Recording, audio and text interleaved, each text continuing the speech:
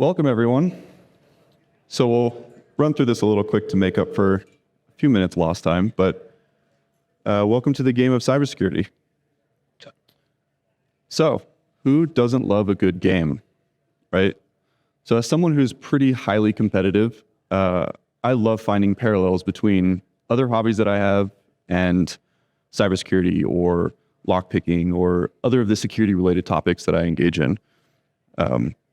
And it always helps to take something that we all kind of know and enjoy, like games, and use that as a parallel so that we can kind of build on that knowledge and build on that experience so we can put things into a better perspective. Pushing things to become more game-like can become more accessible for a lot of people who may not know all the nuances of a technical field like cybersecurity. And it can help us answer a lot of questions of like, how do we get better or how do we get involved? And kind of give those answers a little bit more weight to them. So a quick overview. My name is Christopher Forte, or I Said No Cookies. Primarily my passion's in security research, but I also co-run the local DEF CON group in Las Vegas. We host the local tool chapter, heavily involved in the community through a nonprofit, degrees in computer science and psychology, and quite a few certs. And a lot of these experiences has always led me to try to answer, like, why are we doing what we do? Or how do I do it better? Or how do I put the technical experience that I have into context in the industry? So it's kind of a high-level discussion on gamification of cybersecurity. Not necessarily the gamification that we're all used to, where it's points and it's an actual game like you would normally see in a lot of CTFs, but gamified in terms of strategy and how we approach the field as a whole. Hopefully this is a little bit different way of thinking, but more or less I want this to be a thought experiment about how we look at cybersecurity as a whole, or security as a whole, and give some more context to abstract concepts that we usually hear, like adversarial mindset. Like, what does that truly mean in the scope of what we're doing and learning? So we'll back it up just a little bit and kind of define what a game is. One of the definitions that really kind of hit me was any activity undertaken or regarded as a contest involving rivalry, strategy, or struggle. And that kind of outlines most of my experience in cybersecurity. But this can be anything. It can be board games, sports, puzzles, video games, anything that has that kind of underlying game strategy, we're going to kind of tie back concepts to.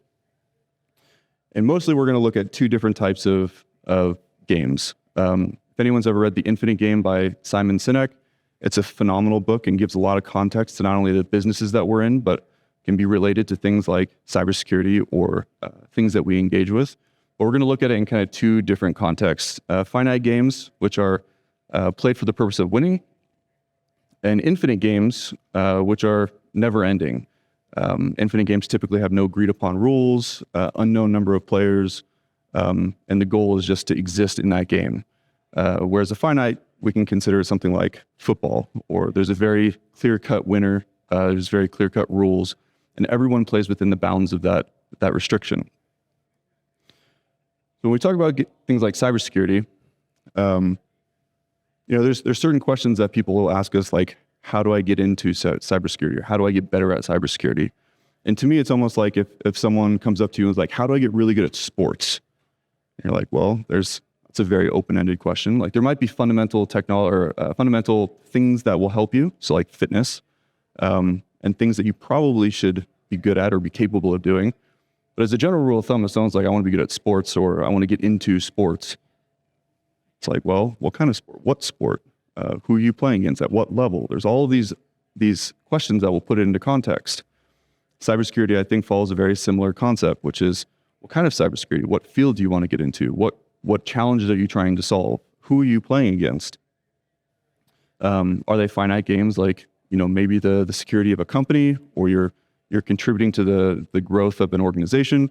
Or is it something very specific, like a capture the flag or some sort of contest? Or even more generic, how do I get better at education? How do I get better at educating people? There's a lot of different occurrences of the finite and infinite game, and a lot of these will help kind of dictate the strategies in which you use to learn and grow as a security practitioner. And a lot of these games will have rule sets, right? So in a capture the flag, there might be a very specific scope, or an engagement, there might be a very specific scope. But when you start getting into wider things like securing an organization or securing systems, the rules are a little bit fuzzier. You might be going against other people in other countries with different ethical point of views, or maybe even different laws. There's a lot to consider when you start to put all the pieces together, which is, how do we play this game of cybersecurity? The players are another one, and this can be a whole discussion in and of itself, which are, who are you playing against? In the traditional sense, you have like adversaries, so red versus blue, or you have your nation states, or the hackers on the other end of the line. But it could be something more generic or more kind of benign, like your internal users or insider threats, or just people who don't know what they're doing inside your network, and you have to protect it from themselves. People could have good intentions or malicious intentions. That may change the technologies that you have to use or the different processes that you approach. But we'll also throw in kind of a term that Simon at Infinite Game talks about quite a bit, which is just a rival. It doesn't even have to be someone against you. It can just be someone playing the game with you. It could be a friend. It could be someone in your community. And we use rivals in a very generic terms of just someone who helps you identify the weaknesses in yourself, who's someone who drives you to be better. When we talk about adversarial security, so like a red team, those could be your rival. They're showing you where your weaknesses are. You're learning from them. Even when we talk about malicious actors, we can still use them as a good baseline for how we're doing in our job, or what skill sets we need to use, or what technologies we need to be better at. So kind of placing cybersecurity in the context of a game, you start to break it down into all the pieces. What kind of strategies do I use? What kind of players am I up against? How do I get into their head? Maybe that's the adversarial mindset that I want to get into, which is, how do I play both sides so I can gain a strategy and be better off, in the long term of the game. But there's very few sports, like if we take it back to something that we all kind of follow or participate in, sports or board games, there's very few sports or games in which we can truly excel at on our own. If we practice in our basement playing something against a computer, or we play or practice basketball in our backyards, or we do something on our own, typically it's going to be very difficult to get good enough to go play in the real world and excel. That's why capture the flags are really beneficial for security practitioners. You take what you know and you apply it to things that are outside your control. In the scope of sports or contests, you put yourself out there, you compete. Even if you're competing at a lower level, you're not a professional athlete, you're still putting your skill set in the scope of what's out there, so you can really gauge if what you're doing is actually working. A lot of people do this. Football players, fighters, all types of sporting events. They review game footage. They look at what their opponents are doing. There's mock trials so that they can learn the other side of a process when they're in the court. Combat simulations for the military, trying to figure out all of these different tactics that could be used against them and how to better prepare themselves. But sometimes we just need to take that context and, maybe we need to make it friendlier. We don't have to use adversarial mindset. We use a rival mindset, where we really look around us and we see, where are my weaknesses and how do I do better in the context of what we're participating in. There are things that we can do that go wrong. And a lot of times it could just be, we don't even know what game we're playing. And a lot of times when we look at defending a system, sometimes people forget that you're actually defending a system against someone who wants to cause harm or exfiltrate data, or you're playing something that you may not be setting rules for, or you may not have the context for. We may kind of go a different direction and say, we're securing the systems for compliance, or we're securing the systems because that's my career and that's what I'm told to do. But when we take a step back and we say, why am I truly doing what I'm doing? You can start to figure out exactly what game you're playing. And then this kind of snowballs into all of those different concepts that we talked about, where you can really put context into what you're doing. Do we have worthy adversaries or rivals? This is another one that's really important, is who you surround yourself with. In our local DEF CON group, it's an incredible group.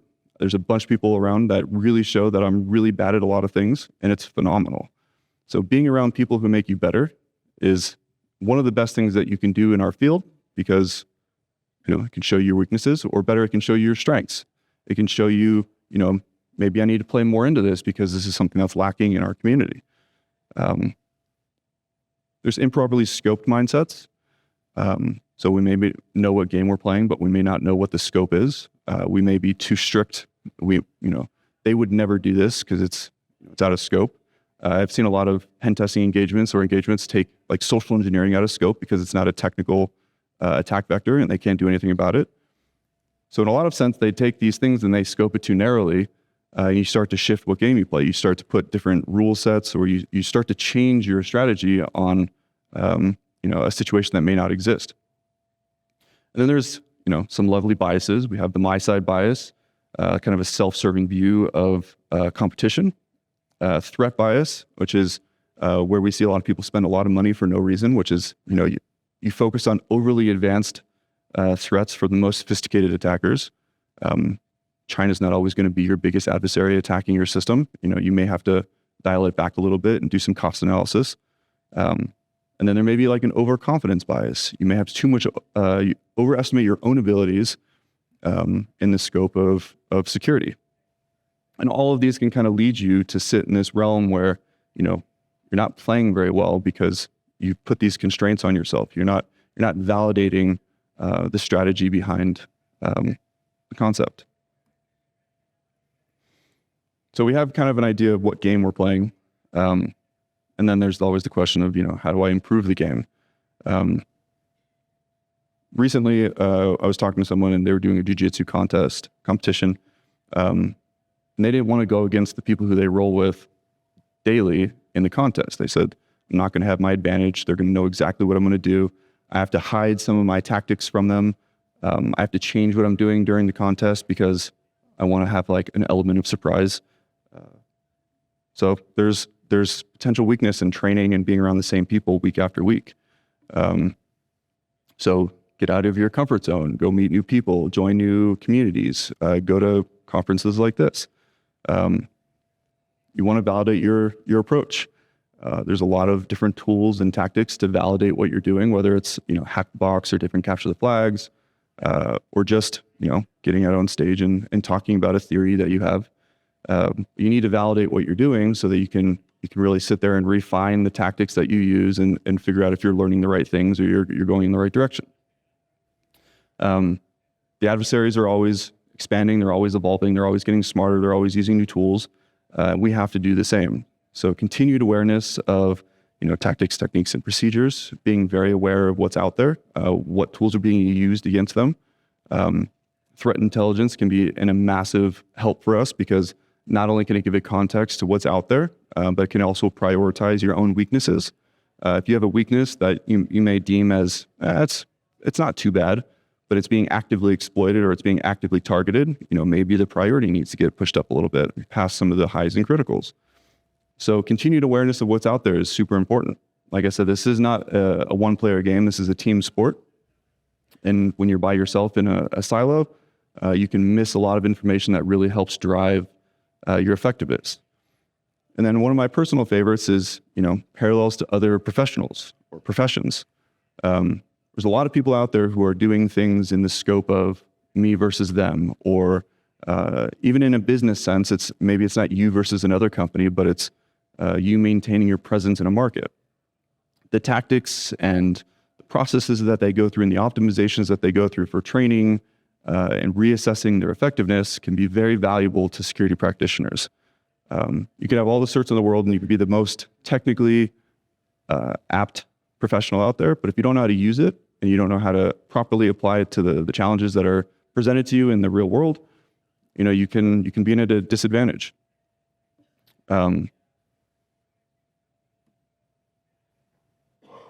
So in closing, like I said, this is more of like a thought experiment. This is more of a different way of thinking and a different way of bringing the concept of cybersecurity back to a level in which people can kind of put into context from what they've been doing their whole childhood.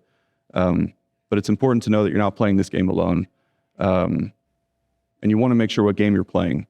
It can be very important just to know this is what I'm doing. This is who I'm up against. These are the players or the potential players. And that can really drive how you adapt in our market. It's really important to keep the conversation going. as soon as we kind of stop talking to each other and we reduce the transparency and we stop communicating, we kind of bring in a new weakness, which is there's other things going out in the world that we're not aware of, or technologies we may not be kept up with. And it's important to keep talking about, are we doing the right things? Are we approaching security correctly? And really understand how that mindset and how that approach drives things like training and education and all that is cybersecurity. We have a lot of people going through boot camps. We have a lot of people going through training programs. A lot of people are getting pushed to certain technical kind of industries. And I think it's important to just every once in a while take a step back and say, hey, am I pushing myself in the right direction? Am I building the right tool set? Am I staying up with the emerging threats? Are other people doing things better than I am? And I think it's important to kind of make that conversation part of the underlying security discussion. Every time we talk about it, I think it's important to take a high level view and just say, hey, we got really in the weeds there. We got really technical. Are we still doing the right thing? Are we still pursuing the right goal? And all of these together, I think, kind of brings it back into that whole game theory of cybersecurity. If we start to gamify it in a slightly different way, like I said, not points and your traditional gamification that we apply to education, but gamification in terms of how you develop a strategy against other players, I think it can be very valuable for kind of pushing the field of security. We went through it pretty quick, so we can make up for some time, but is there any questions? Like I said, I would love to continue the conversation. We have our nonprofit and our DC 702 group. The DC 702 group is very inclusive. If anyone wants to just jump in, we have people from all over the world in our group. It can be a group away from home. And we can continue talking about these concepts and see how they apply. Great. Thank you so much.